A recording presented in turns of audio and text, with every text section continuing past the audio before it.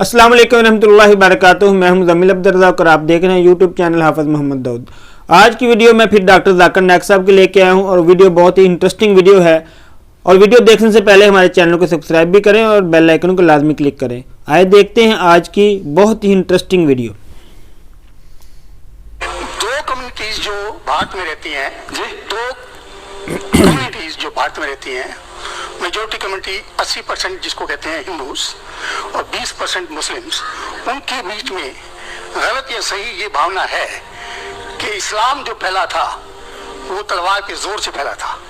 Historical fact है या ये मिथ है कह नहीं सकते, लेकिन क्या ये सच है कि 3000 से 6000 तक हिंदू मंदिरों को गिरा के मस्जिद में बदला गया?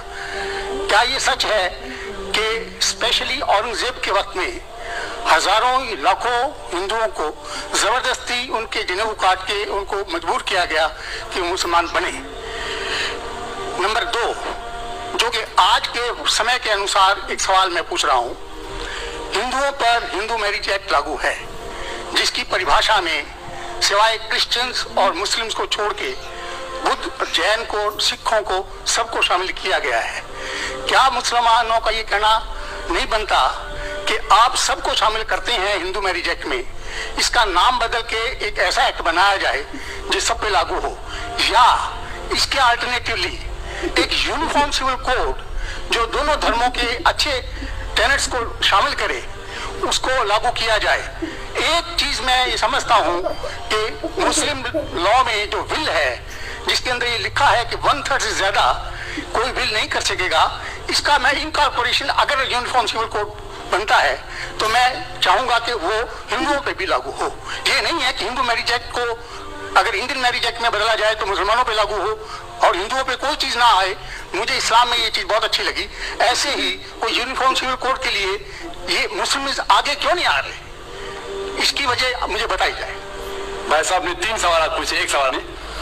पहला सवाल, ये हिस्ट्री से पता चलता है कि इस्लाम तलवार के जोर पे फैला कि नहीं, लेकिन ये मुझसे पूछ रहे क्या ये हकीकत नहीं है कि 3000 से ज्यादा मंदिरें गिराई गई थी और मस्जिद बनाए गए और बहुत से लोगों का कत्ल किया गया है? ये बिल्कुल गलत है, अफवाह है।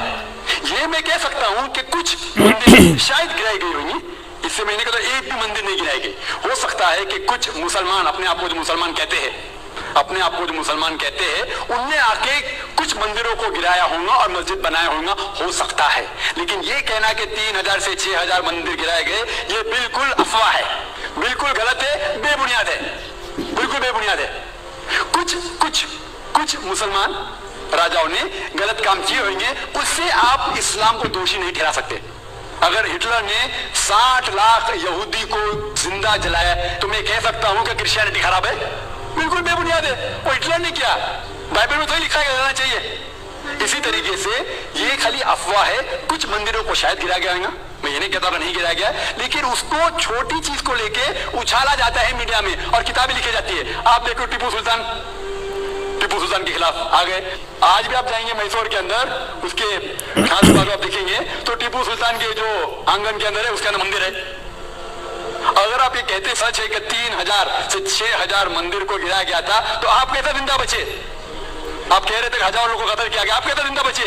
आप जिंदा बचे ये शहादत दे रहा है कि मुसलमान तलवार के जोर पे नहीं फैला।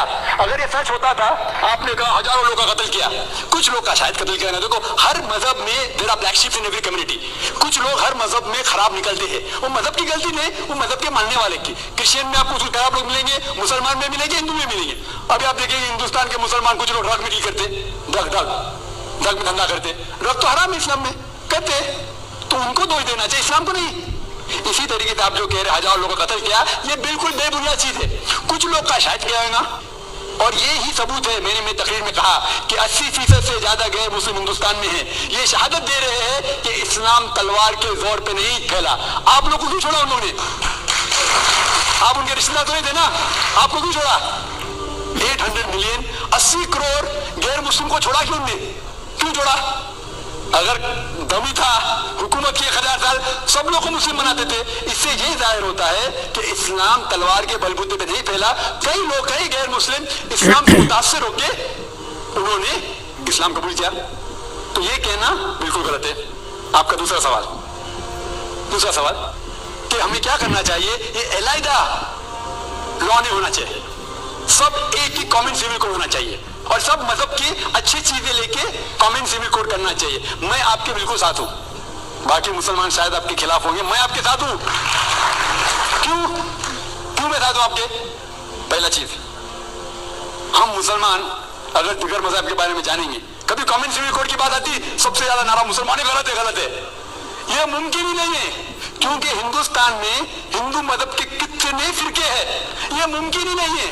مسلمان تو صرف 20% یا 80% یا 75% جو ہندو لوگ ہیں اس میں ہی ممکن نہیں ہے. یہ کامن سول کوڈ ہندو لوگ ہی اس کو فالو نہیں کر سکتے. ہندو مذہب میں کتنے مختلف گروہ ہیں, ایک کہتا ہے کہ بیٹی کو جانا چاہیے, ایک کہتا ہے بیٹے کو جانا جائیداد, ایک کہتا ہے کہ جتنی کھیتی ہے وہ نہیں جا سکتی بیٹی کو, دوسرا گروہ کہتا ہے, کتنے مختلف گروہ ہیں, ہزاروں.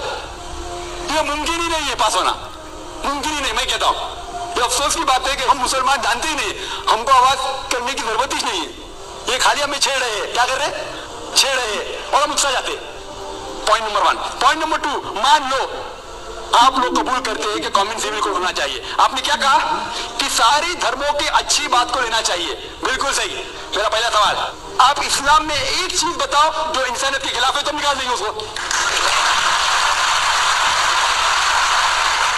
آپ کا یہ کہنا بالکل صحیح ہے کہ باقی مذاہب کی اچھی چیزیں جو ہے, مثال کے طور پہ میں نے تقریر کی سملیرٹیز بٹوین ہندوازم اینڈ اسلام, تو جو اچھی چیزیں ہندوازم کی میں لے چکا ہوں, سملیرٹیز بٹوین کرسچینٹی اینڈ اسلام, جو اچھی چیزیں اس آیت میں لے چکا ہوں. میں یہ پوچھنا چاہتا ہوں آپ سے, ایک چیز جو اسلام میں خرابی ہے وہ تو بتاؤ مجھے, تو اس کو نکالیں گے نا. لیکن منچ کے اوپر جب ڈیبیٹ ہوئے گا انشاءاللہ میں آؤں گا انشاءاللہ. ہاں, منچ پہ جب ڈیبیٹ ہوئے گا کہ ہم کیا کریں گے, ہر مذہب کی اچھی چیز ہوگی, تو میں یہ چاہتا ہوں کہ اسلام کی طرف سے اس منچ پہ, اس اسٹیج پہ انشاءاللہ میں آؤں گا.